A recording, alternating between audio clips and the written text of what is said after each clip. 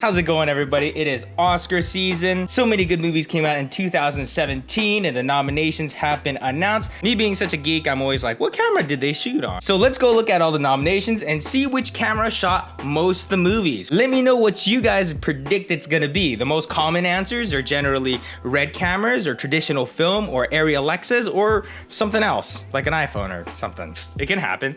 So let's go look at all the nominations and start counting them out. Biggest hit of the nomination night, of course, was The Shape of Water with 13 nominations. The Shape of Water was filmed on the ARRI Alexa. To be more specific, the Alexa Mini paired with the Alexa XT Plus. Pretty common combination. The Mini and the XT Plus both share the same sensor but come in different form factor. The Mini is pretty compact and it's what you see me shoot with pretty often, and the XT Plus is the same sensor but on a much bigger form factor, which is actually better for when you have a bigger crew because everyone's trying to get their hands on the camera and plug things in and shut up. They also put the Zeiss Master Primes on there, beautiful lenses, and Fujinon Allura for their zoom lenses. For best cinematography, I feel like it's gotta be either The Shape of Water or Blade Runner. I mean, it's like they're both just like mind-blowingly beautiful. Like, look at this shot in the window. Like, look at the richness of her skin tones and just how vibrant the blues come through. The ARRI somehow manages to get this picture where everything's super sharp and crisp, but yet everybody looks so softly lit and just beautiful and creamy. It's like,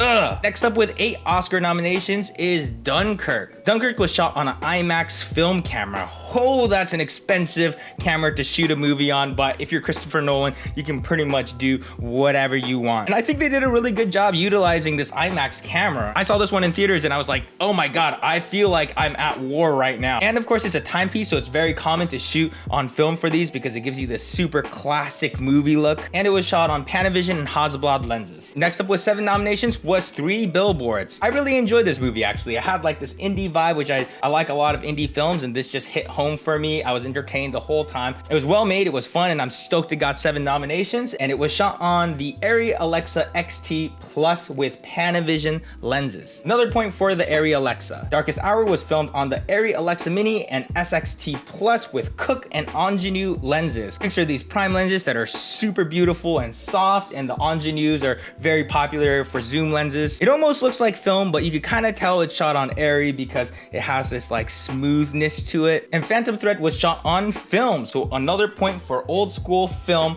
shot on the Panavision Millennium XL2. You can color grade the Alexa to try to make it look like film, but there's always a little something missing. Like, it just gives it this kind of classic film look, and it works so good for timepieces. For the top 5, we have 3 shot on ARRI, 2 shot on film, and 0 for red. Sorry, pal. Your time's coming, don't worry. Next up is Lady Bird with 5 nominations, shot entirely on the ARRI Alexa Mini. ARRI Alexa Mini shares the same sensor as its bigger brothers, so it's pretty common for indie films with lower budgets and less crew to run with just ARRI Alexa Minis because of the smallest footprint. Blade Runner, this might win best cinematography. We'll see. ARRI Alexa Mini and XT Studio with Zeiss Master Prime lenses. Again, looking at some of these shots, the richness of the colors just completely give it away that this was an ARRI Alexa camera, and this is Roger Deakins' go-to camera, of course. Call Me By Your Name with 4 nominations, shot on film. I have yet to see it, but I hear it's really good. And again, it has this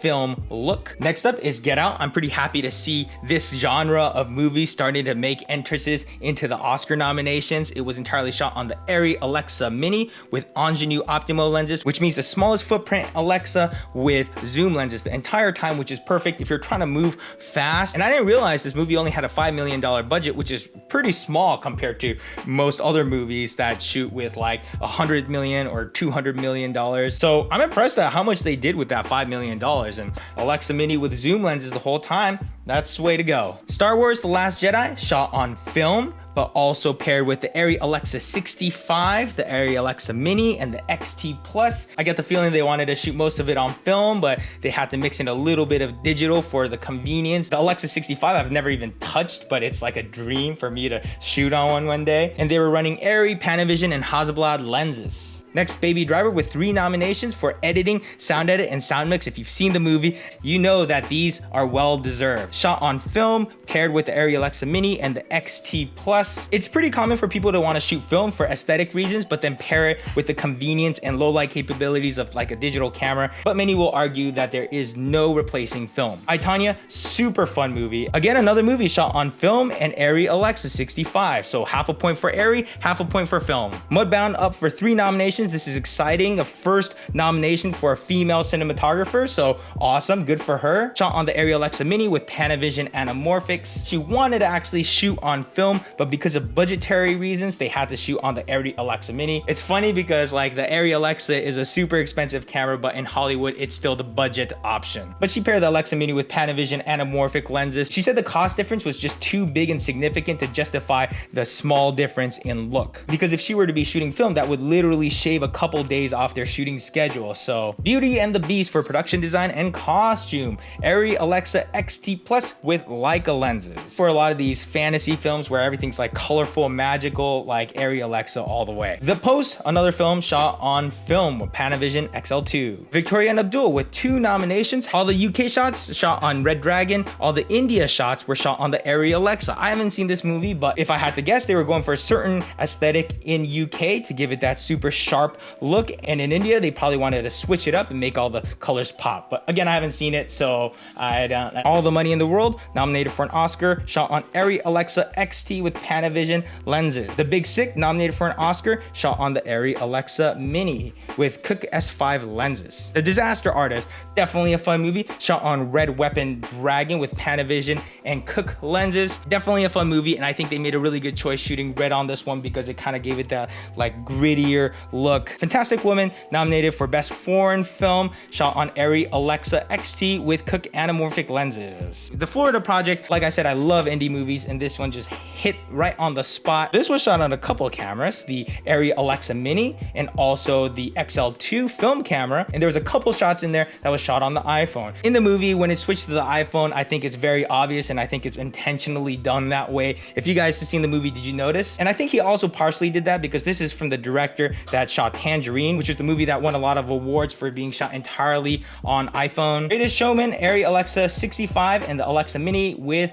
Panavision lenses. Definitely very colorful and vibrant, so makes a lot of sense. Guardians of the Galaxy Volume 2, shot on Red Weapon Dragon. Yeah, you got another one. Kong Skull Island, ARRI Alexa XT Plus and Panavision lenses. Logan, shot on ARRI Alexa Mini and the XT Plus, but they also did a couple of specialty shots with the Blackmagic pocket camera and the Sony a7S Mark II. Pretty common to use all these smaller cameras for action-packed films because you can tuck these cameras anywhere, and if they break, it's like, oops, whatever. Loveless, nominated for Best Foreign Film, ARRI Alexa XT. Marshall, ARRI Alexa 65 with ARRI lenses. Molly's Game, ARRI Alexa Mini and XT with Panavision lenses.